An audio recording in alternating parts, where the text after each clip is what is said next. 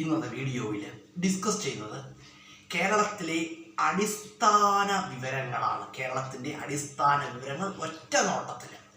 കാരണം ജില്ലകളെക്കുറിച്ചൊന്നും ഡീപ്പായിട്ടൊന്നും പഠിക്കാത്തവർക്ക് കേട്ടോ ഒരു പെട്ടെന്ന് പഠിക്കാൻ പറ്റിയ കുറച്ച് ക്വസ്റ്റ്യൻസാണ് നമ്മൾ ഇന്നത്തെ വീഡിയോയിൽ ഉൾപ്പെടുത്തുന്നത്. അപ്പോൾ നമുക്ക് ജസ്റ്റ് ക്വസ്റ്റ്യനിലൂടെ കടക്കാം. കേരളത്തിൻ്റെ വിസ്തീർണം എത്രയാണെന്ന് അറിയുമോ? കേരളത്തിൻ്റെ വിസ്തീർണം 38,863 ചതുരശ്ര കിലോമീറ്ററാണ്. കേരളത്തിൻ്റെ വിസ്തീർണം ചോദിച്ചു കഴിഞ്ഞാൽ 38,863 ചതുരശ്ര കിലോമീറ്ററാണ്. അതുപോലെ തന്നെ കേരളത്തെക്കുറിച്ച് പറയുകയാണെങ്കിൽ കേരളത്തിലെ ആകെ എത്ര ജില്ലകളുണ്ടെന്ന് ചോദിച്ചാൽ കേരളത്തിലെ 14 ജില്ലകൾ. അപ്പം കേരളത്തിലെ ഏറ്റവും വലിയ ജില്ല ഏതാണെന്ന് അറിയാമോ? കേരളത്തിലെ ഏറ്റവും വലിയ ജില്ല ഈ അടുത്ത സമയത്ത് വരെ പാലക്കാട് ജില്ലയായിരുന്നു. എന്നാൽ ഇപ്പോഴത്തെ ചില ബുക്കുകളിലൊക്കെ കാണുന്നത് കേരളത്തിലെ ഏറ്റവും വലിയ ജില്ല ഇടുക്കി എന്നാണ് കേട്ടോ. രണ്ടു നിങ്ങൾ ഓർത്ത് വെക്കുക, പാലക്കാട്, ഇടുക്കി. അതുപോലെ കേരളത്തിലെ ഏറ്റവും ചെറിയ ജില്ല ഏതാണ്? കേരളത്തിലെ ഏറ്റവും ചെറിയ ജില്ല ചോദിച്ചാൽ ഏതാണ്? കേരളത്തിലെ ഏറ്റവും ചെറിയ ജില്ല ഏതാണ്? ആലപ്പുഴയാണ്. ഏതാണ്? ആലപ്പുഴയാണ്. അപ്പം കേരളത്തിലെ ആകെ താലൂക്കുകൾ, കേരളത്തിൽ എത്ര താലൂക്കുണ്ട്? 78 താലൂക്കുകൾ. കേരളത്തിൽ 78 താലൂക്കുകൾ. അപ്പം കേരളത്തിലെ ഏറ്റവും വലിയ താലൂക്ക് ഏതാണ്? ഏറനാട് താലൂക്കാണ്. അതെവിടെയാണ്? മലപ്പുറം ജില്ല. കേരളത്തിലെ ഏറ്റവും വലിയ താലൂക്ക് ഏറനാട് താലൂക്ക്, മലപ്പുറം ജില്ല. കേരളത്തിലെ ഏറ്റവും ചെറിയ താലൂക്ക് ഏതാണ്? കുന്നത്തൂർ താലൂക്ക്. അതേത് ജില്ലയാണ്? കൊല്ലം ജില്ലയാണ്. കുന്നത്തൂർ താലൂക്ക് കൊല്ലം ജില്ലയിലാണ്. അപ്പം ഞങ്ങളുടെയൊക്കെ താലൂക്ക് കുന്നത്തൂർ താലൂക്കാണ് കേട്ടോ. അതുപോലെ തന്നെ പറയുകയാണെങ്കിൽ കേരളത്തിലെ ആകെ ബ്ലോക്ക് പഞ്ചായത്തുകൾ, കേരളത്തിൽ 152 ബ്ലോക്ക് പഞ്ചായത്തുകളുണ്ട്. കേരളത്തിൽ എത്ര ഗ്രാമപഞ്ചായത്തുകളുണ്ട്? കേരളത്തിൽ 941 ഗ്രാമപഞ്ചായത്തുണ്ട്. അതുപോലെ തന്നെ കേരളത്തിലെ ആകെ മുനിസിപ്പാലിറ്റികൾ 87 മുനിസിപ്പാലിറ്റികൾ. കേരളത്തിലെ ആകെ 87 മുനിസിപ്പാലിറ്റികൾ. കേരളത്തിലെ ആകെ 6 കോർപ്പറേഷനുകൾ. കേരളത്തിൽ എത്ര കോർപ്പറേഷൻ ഉണ്ട്? 6 കോർപ്പറേഷൻ. അപ്പം 6 കോർപ്പറേഷനേ ഉള്ളൂ. അതുകൊണ്ട് നമുക്ക് ജസ്റ്റ് അതൊന്ന് പരിചയപ്പെടാം. അപ്പം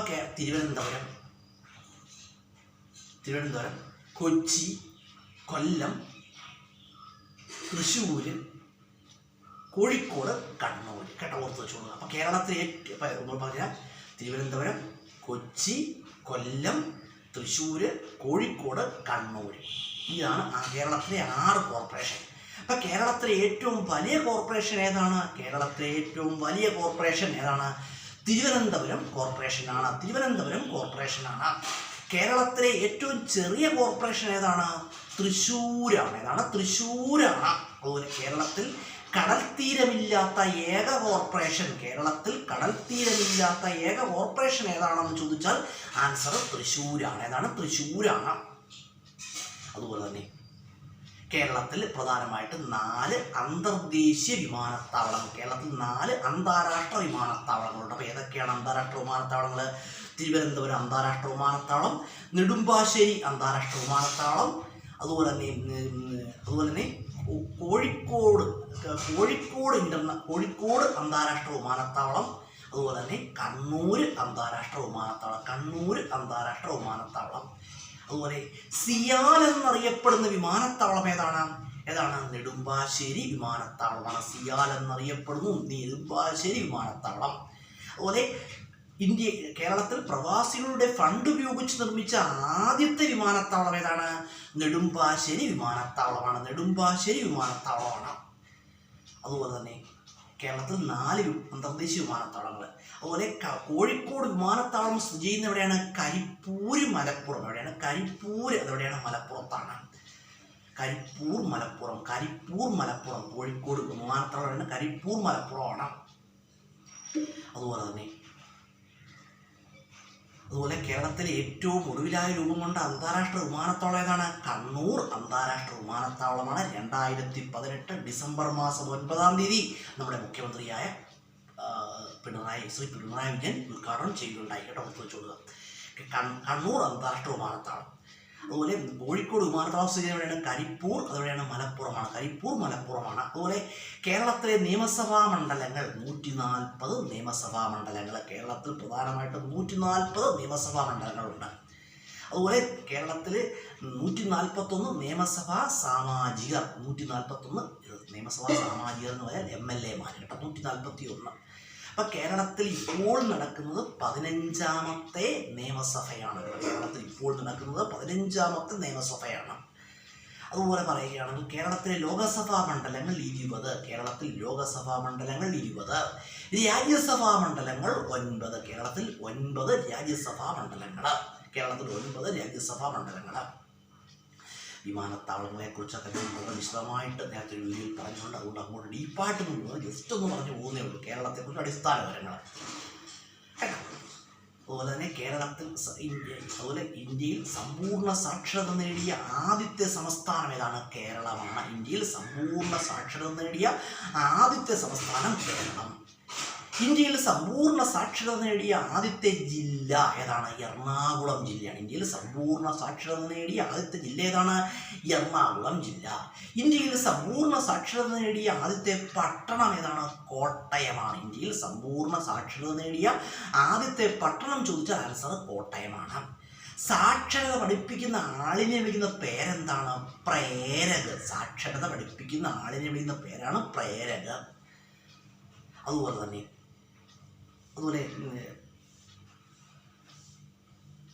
പഞ്ചായത്തുകളുടെ ഭരണാധികാരി, പഞ്ചായത്തുകളുടെ തലവനാരാണ്? പഞ്ചായത്ത് പ്രസിഡന്റാണ്. പഞ്ചായത്തിൻ്റെ തലവൻ പഞ്ചായത്ത് പ്രസിഡന്റ്. അതുപോലെ തന്നെ മുനിസിപ്പാലിറ്റിയുടെ തലവനാരാണ്? മുനിസിപ്പൽ ചെയർമാനാണ്. മുനിസിപ്പൽ ചെയർമാനാണ്. അതുപോലെ തന്നെ കോർപ്പറേഷൻ്റെ തലവനാരാണ്? കോർപ്പറേഷൻ മേയറാണ്. കോർപ്പറേഷൻ മേയറാണ്. ഗ്രാമസഭ വിളിച്ചു കൂട്ടുന്നത് ആരെന്ന് ചോദിച്ചാൽ ആരാണ്? വാർഡ് മെമ്പറാണ്. ഗ്രാമസഭ വിളിച്ചു കൂട്ടുന്നത് വാർഡ് മെമ്പറാണ്. ഗ്രാമസഭയുടെ അധ്യക്ഷൻ എല്ലായ്പ്പോഴും ആരായിരിക്കും? ഗ്രാമസഭയുടെ അധ്യക്ഷൻ പഞ്ചായത്ത് പ്രസിഡന്റ് ആയിരിക്കും. ഗ്രാമസഭയുടെ അധ്യക്ഷൻ പഞ്ചായത്ത് പ്രസിഡന്റ് ആയിരിക്കും. അതുപോലെ വസ്തുക്കരം അടയ്ക്കുന്നത് എവിടെയാണെന്ന് അറിയാം? വസ്തുക്കരം അടയ്ക്കുന്നത് എവിടെയാണ്? വസ്തുക്കരം അടയ്ക്കുന്നത് വില്ലേജ് ഓഫീസിലാണ്. എവിടെയാണ്? വില്ലേജ് ഓഫീസിലാണ്. വീടിൻ്റെ കരം അടയ്ക്കുന്നത് എവിടെയാണ്? വീടിൻ്റെ കരം അടയ്ക്കുന്നത് എവിടെയാണ്?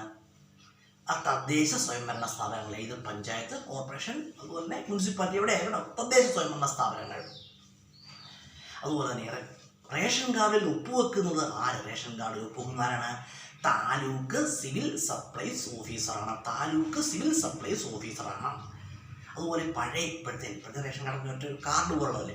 പഴയ കുറേ ഒരു 5-6 വർഷങ്ങൾക്ക് മുമ്പുള്ള റേഷൻ കാർഡ്. പഴയ റേഷൻ കാർഡിലുള്ള പേജസിൻ്റെ എണ്ണം എത്രയാണ്? 22 പേജസാണ് പഴയ റേഷൻ കാർഡിൽ ഉണ്ടായിരുന്നത് കേട്ടോ.